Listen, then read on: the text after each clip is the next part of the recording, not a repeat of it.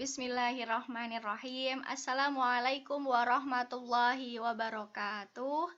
Kembali lagi bersama video pembelajaran matematika peminatan di kelas 10 semester 2 dengan tema yang sama, masih belajar mengenai vektor. Baik, sebelum saya lanjut, kalian bisa perhatikan dulu ada sebuah kalimat bijak. Kita hubungkan dengan materi yang sedang kita pelajari, yaitu vektor, ya. Mari kita maknai, kita perhatikan dengan seksama, kita renungi sebagai bahan untuk semoga kita bisa menerapkan apa yang dituliskan di sini. Seperti itu, paham ya? Baik, saya lanjutkan.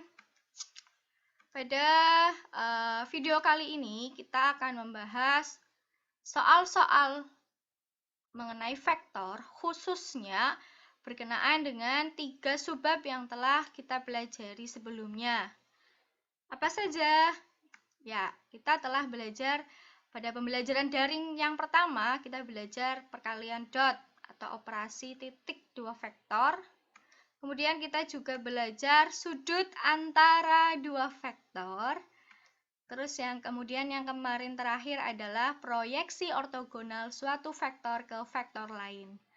Soal-soal vektor pada kali ini, video kali ini itu berbeda soal jenisnya dengan soal yang kemarin saya share, ya.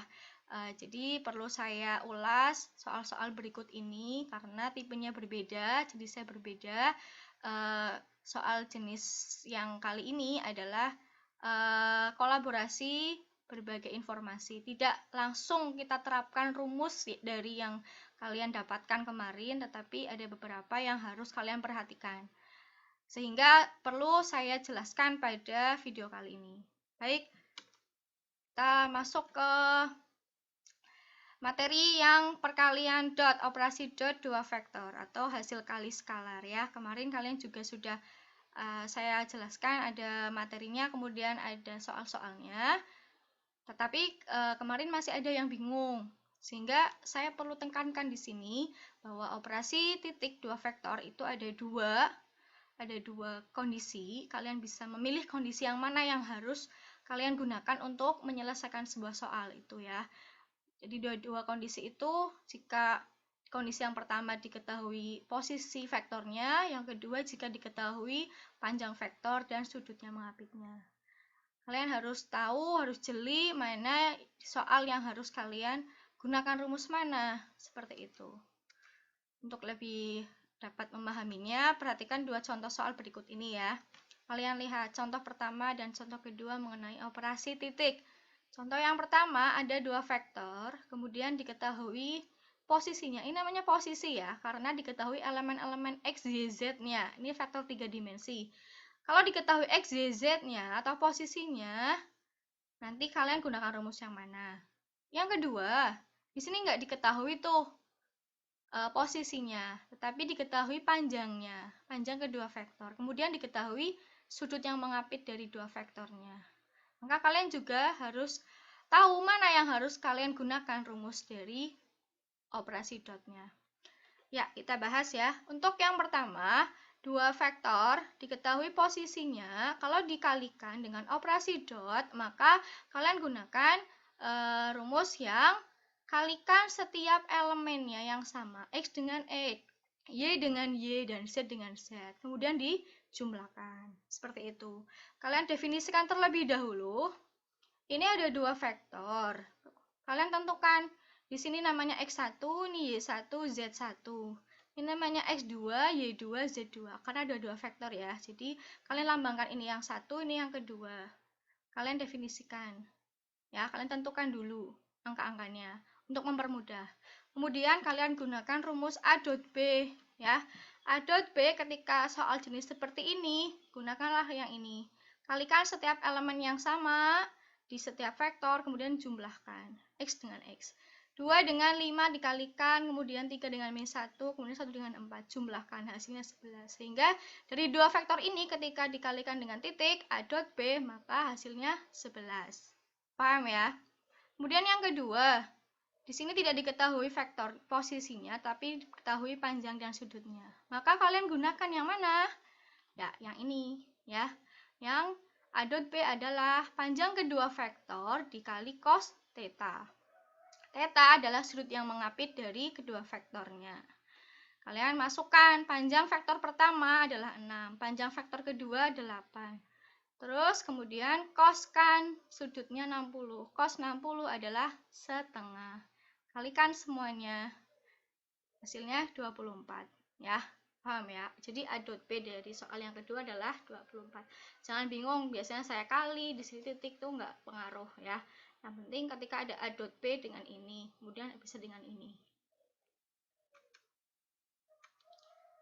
Kita lihat contoh yang ketiga dan contoh keempat. Contoh 3 dan contoh 4 itu jenis soal yang berbeda dengan soal yang kemarin saya share ya. Ini sedikit harus kalian gabungkan beberapa informasi untuk dapat menggunakan rumus yang satu atau yang kedua. Kita masuk ke contoh 3. Diketahui ada sebuah persegi, perseginya adalah ABCD. Kemudian diketahui panjangnya juga. Panjang setiap sisinya adalah 3.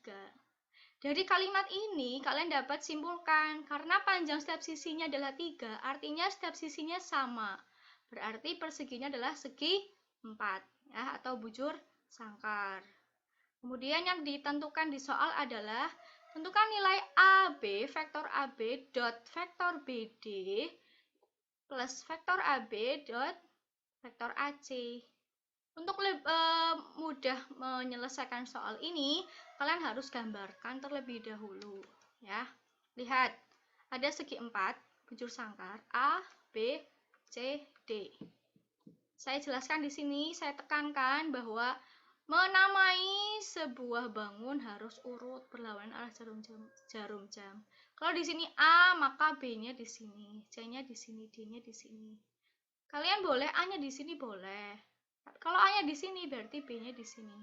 Paham ya? Jangan sembarangan meletakkan nama di sebuah bangun. Ini adalah kesepakatan dari ilmuwan-ilmuwan seperti ini. Kalian butuh AB. AB sudah ada berapa? 3.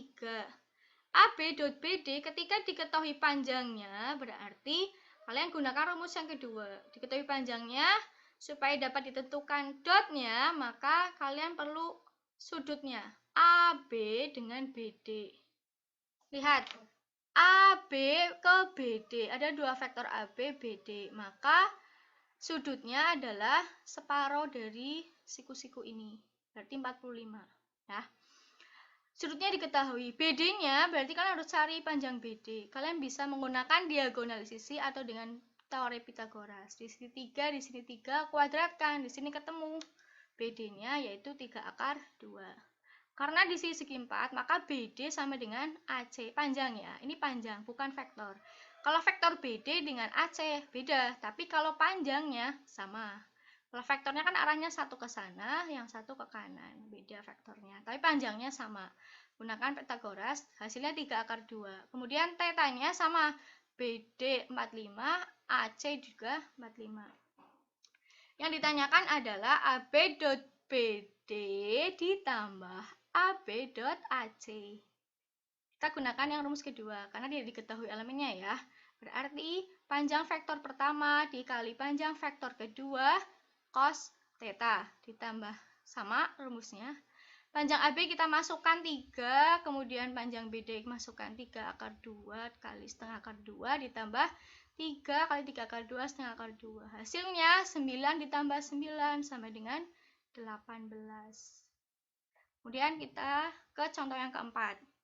Diberikan ada vektor A 3i min 4j plus 2k. Vektor B ni plus 5j plus k. Jika vektor A dan vektor B saling tegak lurus, tentukan nilai n. Untuk memahami soal ini, kalian harus pahami setiap kalimat. Diberikan vektor A sekian, vektor B sekian. Ini ada posisinya tuh yang diketahui, sehingga nanti A dot B berarti menggunakan rumus yang pertama. Kemudian ada kalimat kedua penjelas bahwa A dan B saling tegak lurus. Nah, ini yang akan membantu kalian menemukan N, ya. Ingat, dua vektor ketika saling tegak lurus berarti dia membentuk sudut 90 derajat. Kita gunakan teori ini. A dot B itu ketika menggunakan sudut kan panjang vektor A kali panjang vektor B cos 90. Cos 90 nilainya 0, dikali vektor ini 0. Jadi kalau ada kalimat di dalam soal A dan B atau U dan V atau kedua vektor saling tegak lurus, kalian gunakan teori yang ini. Ketika dikalikan harus sama dengan 0, wajib 0. Dari teori ini kalian aplikasikan ke soalnya. Ini yang dipegang, A dot B sama dengan 0. Karena yang diketahui elemennya, maka gunakan yang X1, X2 ditambah Y1, Y2 tambah Z1 tambah Z2 sama dengan 0. Ini akan membantu mencari N. Kalian operasikan 3N ini sampai sini, nanti ketemu N-nya sama dengan 6. Oke, paham ya untuk hasil kali skalar? Semoga bermanfaat. Kalau ada yang mau ditanyakan, bisa langsung tanya ke saya. Assalamualaikum warahmatullahi wabarakatuh.